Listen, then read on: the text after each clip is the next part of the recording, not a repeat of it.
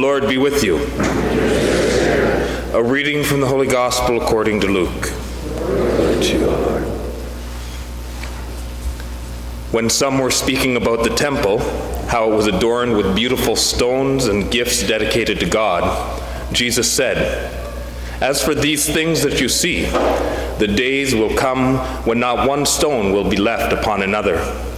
All will be thrown down." They asked him, "Teacher, when will this be? And what will be the sign that this is about to take place?" And Jesus said, "Beware that you are not led astray, for many will come in my name and say, 'I am he,' and the time is near. Do not go after them. When you hear of wars and insurrections, do not be terrified, for these things must take place first, but the end will not follow immediately." Then Jesus said to them, "Nations will rise against nation, and kingdom against kingdom. There will be great earthquakes, and in various places famines and plagues, and there will be dreadful portents and great signs from heaven. But before all this occurs, they will arrest you and persecute you. They will hand you over to synagogues and prisons, and you will be brought before kings and governors because of my name. This will give you an opportunity to testify, so make up your minds not to prepare your defense in advance, for I will give you the words, and a wisdom that none of your opponents will be able to withstand or contradict. You will be betrayed, even by parents, by brothers and sisters, and by relatives and friends, and they will put some of you to death. You will be hated by all because of my name, but not a hair of your head will perish. By your endurance, you will gain your souls." The Gospel of the Lord. Thank you. Good job.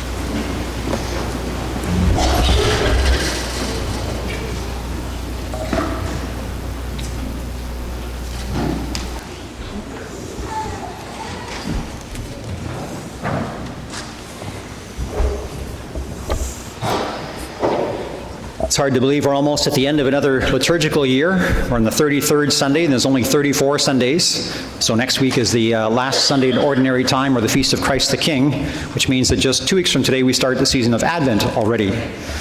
So ready or not, here it comes. Our readings over the next few weeks have to do with Jesus' second coming at the end of time. And though we are warned that there will be wars, there will be times of great trial before then, we're also reminded that Jesus promised to be with us always, and that we should be prepared for his return at any time. So we'll hear a lot over the next few weeks. Stay awake, be prepared. We don't know the hour of the Lord's coming. Today we also celebrate the World Day of the Poor, which is something which was just instituted by Pope Francis 2 years ago. This is only the third World Day of the Poor. And in his message to the world for this day, he reminds us of the special concern that the Lord has for all those who are poor. So Pope Francis writes, "Scripture constantly speaks of God acting on behalf of the poor. He is the one who hears their cry and comes to their aid. He protects and defends them. He rescues and saves them. Indeed, the poor will never find God indifferent or silent in the face of their plea." It's interesting that in his letter to the world for today, he points out a Canadian as well. And some of you may have heard of Jean Vanier, who is the founder of the L'Arche movement. The word L'Arche is French for the Ark, and it's community homes for people with disabilities. And it's a place where they can come and live in a community of love, a prayerful setting, and it's kind of spread worldwide. So the Pope writes the following. "Recently, we were saddened by the death of a great apostle of the poor, Jean Vanier, whose dedication opened up new ways of showing solidarity with the marginalized and working for their advancement. God gave Jean Vanier the gift of devoting his entire life to our brothers and sisters with grave disabilities, people whom society often tends to exclude. He was one of those saints next door. Thanks to his enthusiasm, he gathered around himself great numbers of young people, men and women, who worked daily to give love and restore a smile to many vulnerable persons, offering them a true ark of salvation from marginalization and solitude. His witness changed the life of countless persons and helped the world to look differently at those less fortunate than ourselves. The cry of the poor was heard and produced an unwavering hope. creating visible and tangible signs of a concrete love that even today we can touch with our hands. I was privileged to hear Jean Vanier speak a number of years ago in Hamilton. He was a very large man. I think he was 6'4" or something like that, but he was very much a gentle giant. Great humility to him. He's written a number of books. Some of the last or more recent ones were Becoming Human, an excellent book, and another one called, I forgot at the last Mass too, I should have written it down, In Weakness, Strength, and kind of quoting or taking from St. Paul's passage about when he is weak, then he's strong, because he relies on the Lord. So some beautiful writings from Jean Vanier. It's interesting that the Pope would refer to someone as he was one of those saints next door. So usually there's a very long process and investigation of a person's life and the committees set up and before someone's declared a saint, but it's interesting that the Pope would already be referring to him as a saint. So I wouldn't be surprised if in a short period of time, well, short in the church's sense, so probably next 10 to 20, maybe 30 years, we'll see him declared a saint. So that's the speed track for the church. The Pope goes on to write, the option for those who are least, those whom society discards, is a priority that Christ's followers are called to pursue, so as not to impugn the Church's credibility, but to give real hope to many of our vulnerable brothers and sisters. Christian charity finds concrete expression in them, for by their compassion and their willingness to share the love of Christ with those in need, they are themselves strengthened and confirm the preaching of the gospel.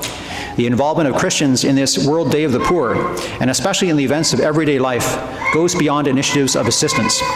Praiseworthy and necessary as the latter may be, they should have the goal of encouraging in everyone a greater concern for individuals in any kind of distress.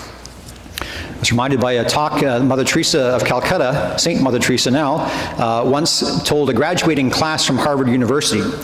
She said, "In the end, we will not be judged by how much money we have made, how many degrees we have, or how many great things we've done. We will be judged by, I was hungry and you gave me to eat. I was naked and you clothed me. I was homeless and you took me in. Hungry, not only for a loaf of bread, but for love. Naked, not only for want of clothing, but of human dignity and respect. Homeless, not only for want of a home of bricks, but because of rejection. This is Christ in distressing disguise." Mother Teresa reminded us all by her words and by her life of Jesus' presence in the poor when he said, "Whatsoever you do to the least of these brothers and sisters of mine, you do to me." There's a neat story about a reporter one time who saw Mother Teresa picking up dying people off the streets of Calcutta in India, and he saw her looking after their large, open, stinking wounds. And he said to her, "Mother Teresa, I wouldn't do what you do for $1 million. And Mother Teresa replied, "Neither would I." I was, a number of years ago, I got a chance to spend a summer before I was a priest working in Haiti with Mother Teresa's religious community called the Missionaries of the Poor. Missionaries of the Poor? Yes, the Missionaries of the Poor. Missionaries of Charity, that's it. Okay. And I was working in a home for the dying. And one of the tasks which fell to me one day was there was a young man who was dying. He was dying of AIDS. And to add insult to injury, that being in the poorest country in the Western Hemisphere and dying of AIDS, he also was suffering from scabies, which are these nasty parasites which burrow under your skin and becomes very itchy and very painful. So my job was to shave his head and then apply this cream on his scalp to kill the scabies. And as I was doing that, I remembered, learning in the seminary and believing that of Jesus' presence in the poor, and Jesus saying, "What you do to the least of these brothers and sisters of mine, you do to me." But an amazing experience happened. I very much felt the presence of God. It went from my head to my heart during that time. And it was the most peaceful, the most beautiful experience that one can experience. It was an incredible gift to be able to realize and feel and know the Lord's presence in the poor, and that's what we're being reminded of on this day today in a special way. Bishop Fabro, you may have heard in the news this weekend, is announcing a special fund to help the poor that he's initiating. There was recently, they sold some of the property that St. Peter's Seminary is on in London to King's College, and with some of the proceeds from that, he's starting this endowment fund of $1 million with people able to apply, or different groups able to apply, who are doing direct work with the poor in our society. So we'll be hearing more about that, of how people or groups can do that, but I think the bishop is trying to encourage all of us to look at our own lives and to look at what we can do, not only in the third world, where there is certainly a great need, but also within our own families, within our own communities, to see who is most in need of our help. Not merely monetary help, but also in need of our time, need of our friendship, in need of our compassion. So as we continue with this celebration of the Eucharist, let us thank God for the blessings that we have received. And following the example of Jesus himself, may we reach out in compassion to others to help them in their hour of need.